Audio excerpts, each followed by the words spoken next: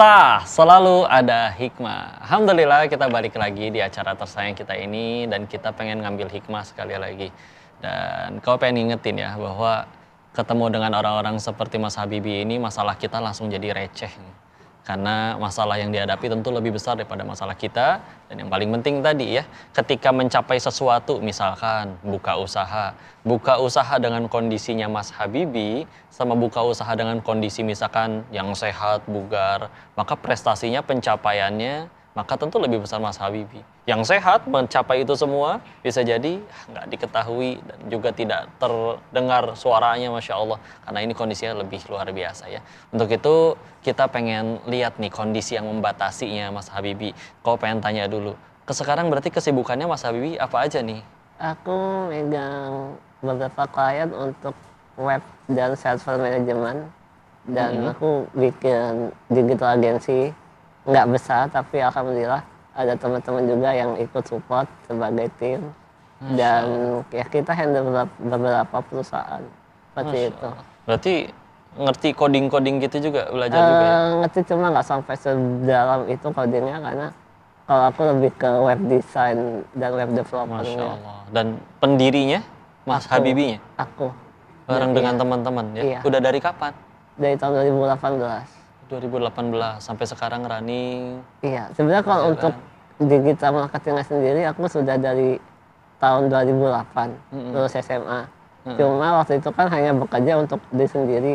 Aku bikin toko online, aku nyari uang pribadi, nggak pakai tim, nggak berpikir secara tim gitu. Jadi ketika aku capek sendiri, repot sendiri, pusing sendiri gitu. Nah tapi ketika 2017 itu aku berpikir aku suka dimintain bantuan karena orang yang temen lah gitu kan, bisa tolong bikinkan dong website, saya mau bikin bisnis ini, bantu online-nya kayak gitu-gitu. Cuma karena dulu aku masih belum ada perusahaan, kan nggak enak ya, bingung ngasih harga juga pagi ke temen, terus nanti jadi kayaknya nggak profesional dan lain-lain. Dia akhirnya ya sudah aku bikin tim. Jadi ketika mereka meminta bantuan secara profesional, ya ada tarif dan ada biaya yang harus dikeluarkan. Iya, profesional.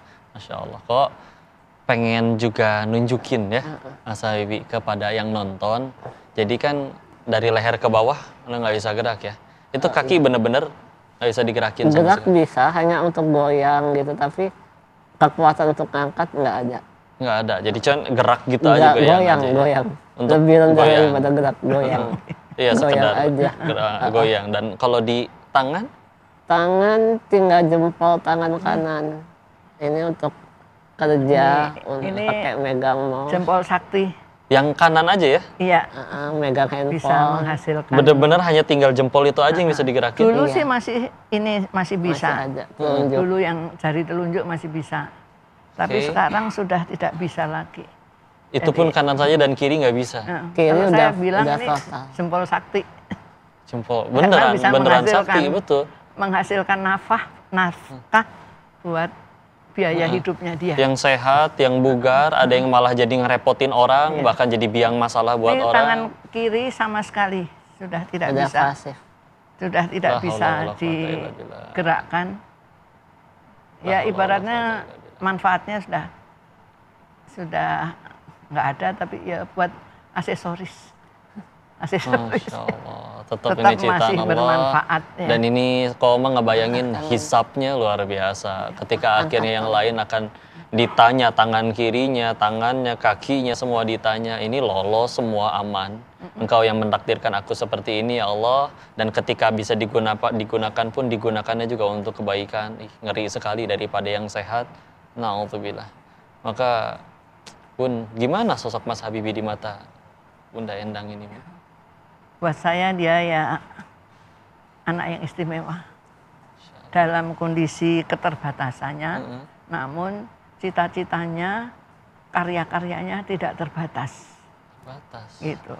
Bahkan dan saya juga tadi sudah profesional, cukup bahagia ya, karena anak saya ini mandiri secara mental, finansial maupun spiritual. Masya Allah. Jadi dia membiayai hidupnya betul. sendiri. Karyanya sudah dibayar orang. Nah, kalau orang sampai bikin pengen bayar itu kan berarti bukan karya asal-asalan. Nah, kan berarti bener-bener Masya Allah. Sedangkan di luar sana, naudzubillah, ada yang masih ngerepotin orang tuanya. Dan awalnya dia cita-cita itu cuma sederhana loh. Apa tuh, Bu?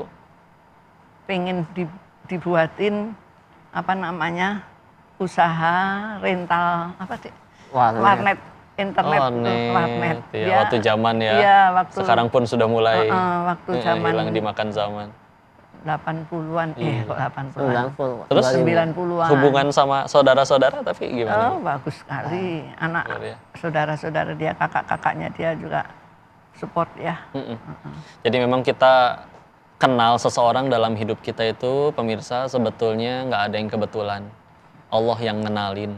Nah, tugas kita atau siapa yang paling sukses dari itu semua adalah yang bisa menjadikan apapun siapapun yang kita temui jadi ladang pahala kita. Ketemu dengan Mas Habibie, ini saya kudu mikir gimana saya dapat pahala, dapat pelajaran.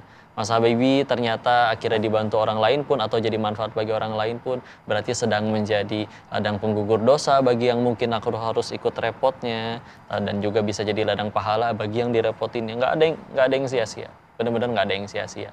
Yang paling penting, yang paling beruntung adalah yang dari kejadian apapun bikin kita tambah dekat sama Allah. Tenang aja. Allah adalah yang terbaik ya. Betul. Dan akhirnya tetap kalau sukses itu sejatinya benar-benar Allah yang tolong, bukan kitanya yang jago, bukan kita yang pinter, hebat, enggak lah. Allah udah tolong, lihat ini buktinya Mas Habibie, Masya Allah. Pemirsa, Alhamdulillah kita dapat hikmah lagi, tapi masih akan ada hikmah selanjutnya yang akan kita bahas, maka jangan kemana-mana. Selalu di acara Sah, selalu ada hikmah, nantikan. Mas Habibie, bintang tamu kita ini juga menulis buku ya, Bun, betul ya Mas Habibie ya? Tentang apa? Judulnya apa Mas Habibie? Yang pertama itu kelemahanku adalah kekuatanku. Masya Lalu yang kedua adalah sekarang atau keburu mati. Maka minta pesan dan motivasi dong buat Mas Habibie kepada semua teman-teman pemirsa yang nonton ini.